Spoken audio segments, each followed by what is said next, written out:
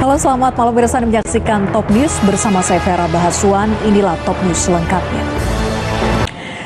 Pemirsa, kita awal informasi pertama dari aksi unjuk rasa menolak izin tambang di Kabupaten Karawang, Jawa Barat diwarnai kericuhan. Massa yang emosi membakar pos satpam dan mendobrak pintu gerbang pabrik pembuat semen. Kita ke informasi lain, pemirsa. Polrestabes Palembang memastikan senjata api yang digunakan oknum polisi Satuan Pembinaan Masyarakat yang viral menganiaya mantan pacar dan ancam warga adalah jenis airsoft gun. Detasemen Polisi Militer Lampung menggelar rekonstruksi penembakan 3 anggota Polri oleh oknum TNI Angkatan Darat saat melakukan penggerbekan judi sabung ayam di Waikanan, Lampung.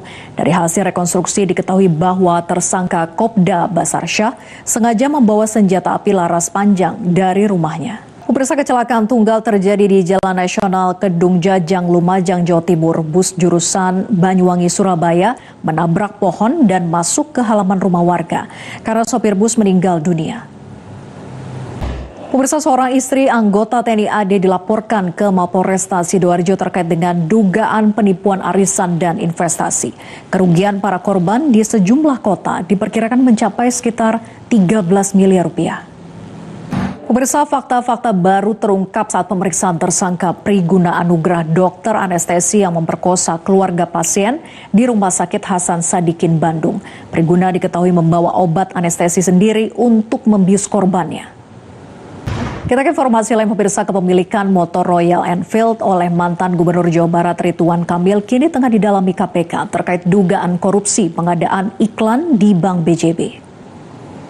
Pemirsa, akan kami hadirkan sejumlah informasi utama dalam Top Topik berikut ini. Kita ke Top Topik yang pertama, pemirsa. Di tengah polemik soal ijazah, Presiden ke-7 Republik Indonesia Joko Widodo memperlihatkan ijazah miliknya dari tingkat sekolah dasar hingga ijazah asli dari kampus saat berkuliah S1 di Universitas Gadjah Mada, Yogyakarta kepada belasan wartawan. Namun para wartawan tersebut diminta untuk tidak mendokumentasikan ijazah yang ditunjukkan oleh Jokowi.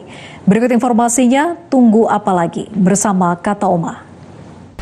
Kita beralih ke Top Topik berikutnya, pemirsa. Dokter kandungan di Garut akhirnya ditetapkan sebagai tersangka kasus pelecehan seksual. Namun penetapan tersangka ini bukan terkait kasus pemeriksaan yang di klinik viral di media sosial, melainkan tindakan bejat lain yang dilakukan di tempat kosnya. Pemirsa, Ikatan Dokter Indonesia Jawa Barat menilai situasi dalam video dugaan pelecehan oleh seorang dokter kandungan di Garut tidak sesuai standar operasional prosedur. IDI menegaskan pemeriksaan harus didampingi perawat ataupun anggota keluarga.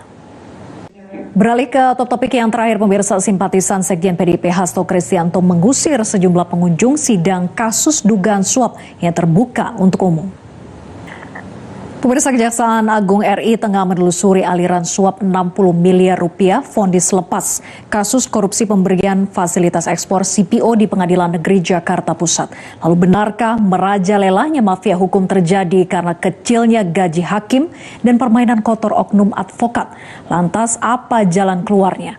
Berikut ulasannya dalam Top Review. Tunggu apa lagi bersama Kata Oma.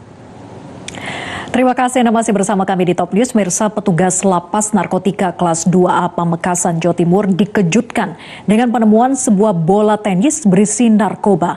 Informasi ini kami rangkum dalam Top of the Top berikut ini. Pemirsa, Osaka Expo 2025 di Jepang menjadi salah satu acara terbesar di dunia usai pandemi COVID-19. Kali ini Osaka Expo fokus pada isu sustainability atau keberlanjutan, khususnya dalam bidang teknologi, energi, dan kelestarian lingkungan. Intip bagaimana keseruannya? Mari kita simak informasinya bersama jurnalis Metro TV, Glorinata dari Osaka, Jepang. Pemirsa, Selandia Baru diterjang angin kencang dan hujan lebat menyebabkan banjir, pemadaman listrik, dan pohon tumbang. Informasi ini sekaligus menutup jumpa kita di Top News. Saya Vera Bahasuan pamit undur diri. Terima kasih atas atensi Anda. Sampai jumpa. Selamat malam pemirsa, inilah Headline News Metro TV. Komisi Pemilihan Umum akan menyelenggarakan pemungutan suara ulang di 8 daerah pada Sabtu 19 April mendatang. Demikianlah Headline News untuk saat ini. Headline News berikutnya akan hadir 1 jam mendatang. Terima kasih.